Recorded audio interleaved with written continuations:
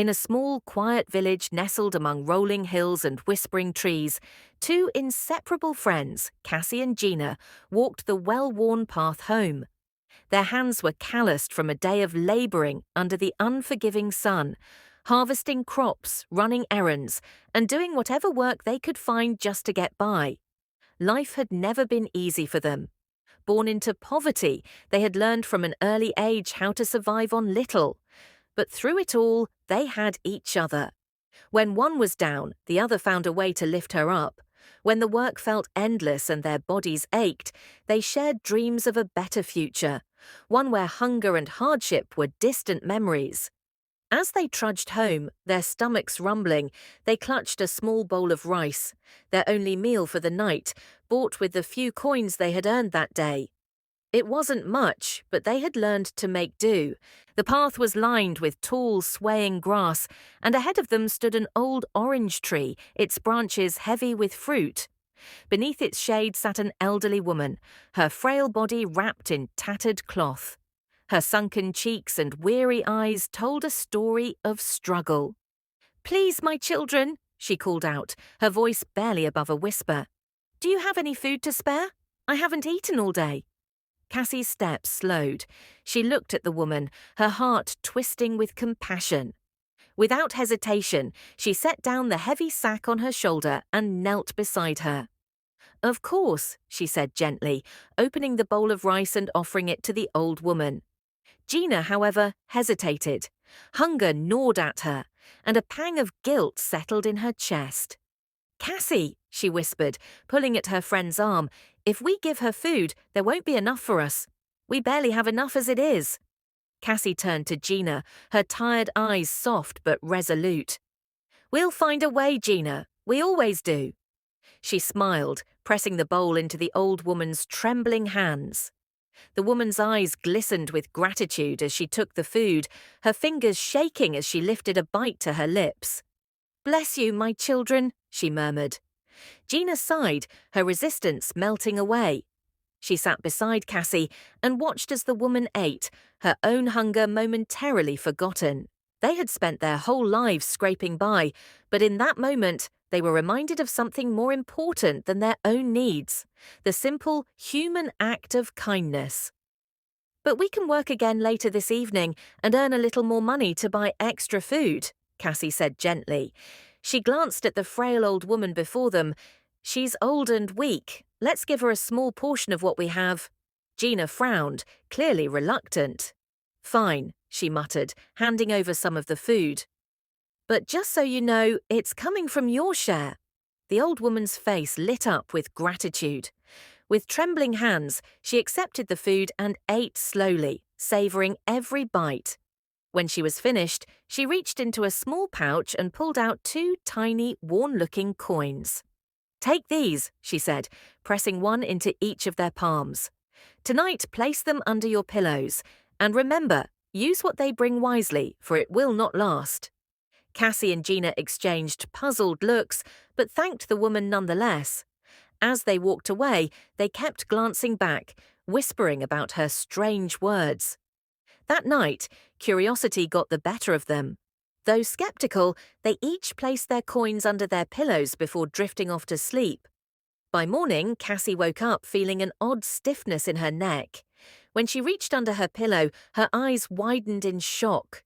Her tiny coin had transformed, multiplied, into a heap of gleaming gold coins.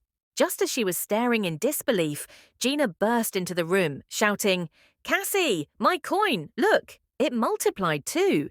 Their tiny hut filled with laughter and squeals of joy. For the first time in their lives, they felt real hope for the future. But as the excitement settled, Cassie's mind drifted back to the old woman's words. "Gina," she said cautiously, "I think she rewarded us for our kindness. But remember, she warned us. We have to be careful with this money. If we use it wisely, we can build a better life and never have to struggle again." Gina waved a dismissive hand. "Why are you worrying? We're rich now. We should enjoy it. Let's buy new clothes, new shoes, and get a beautiful house," she said, spinning in excitement. Cassie hesitated. We can do all that, but we should also invest. If we start a business, we can make sure we stay wealthy. But Gina wasn't listening. She was too caught up in the thrill of their sudden fortune. Their disagreement grew into a heated argument, and in the end, neither was willing to compromise. And so they went their separate ways. Cassie used her wealth wisely. She invested in a small business in the bustling village market, buying grains and vegetables in bulk to sell for a profit. Over time, her business flourished. She hired workers, expanded her store, and even began selling processed farm goods. Meanwhile, Gina lived lavishly, spending her fortune without a second thought. Cassie and Gina had always been close friends, but when they received a magical coin that doubled itself overnight, their paths took very different turns. Cassie, ever practical and hard-working, used her newfound wealth wisely. She saved, invested in her small business, and lived modestly, always thinking ahead. She never wanted to find herself struggling again. Gina, on the other hand, was swept away by the thrill of sudden riches. She bought the finest dresses, sparkling jewelry, and the best shoes in the market. She moved into a grand house and got her hair braided in elaborate styles every week. Every night, she placed the magical coin under her pillow, and by morning it multiplied once more. For a while, both friends seemed happy with their choices. Gina lived lavishly, basking in her wealth, while Cassie worked diligently in the village market, growing her business. But then, after a month, the magic stopped. One morning, when both girls checked under their pillows, the coins had vanished. The magic had ended. Cassie remained calm. By then, her business was thriving. She had saved wisely, reinvested her earnings, and even helped others in the village. She could stand on her own, even without the magic coin. Gina, however, was devastated. She had spent everything on luxury and had nothing left. As the days passed, her savings dwindled. She tried to adjust her extravagant lifestyle, but it was too late. The people who once admired her wealth now watched with knowing eyes. She tried to sell her fancy clothes and jewelry, but no one was interested. Regret filled her heart. She had been so blinded by luxury that she never thought about the future. After weeks of despair, Gina finally swallowed her pride and went to Cassie for help. "My dear friend," she said, tears streaming down her face, "I've made a terrible mistake. I thought the money would last forever, and I never planned for the future. I let the excitement of wealth cloud my judgment. Now I have nothing left, not even a way to start over. Please help me." Cassie looked at Gina with kindness. "Gina," she said gently, "we were given a great gift and we each made our own choices. I tried to warn you, but sometimes the best lessons are the ones we learn ourselves. I won't turn my back on you. Come, I'll help you start fresh."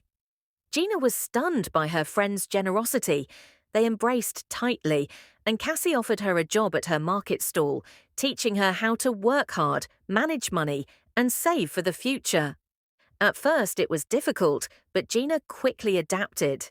She realized that wealth meant nothing without wisdom to sustain it. Over time, she rebuilt her life, vowing never to take her blessings for granted again. Cassie and Gina grew even closer, and their story became a lesson for the entire village, that wealth may come and go, but hard work, wisdom, and true friendship will always endure. The end of my story. Stay tuned and subscribe to my channel for more timeless African folktales.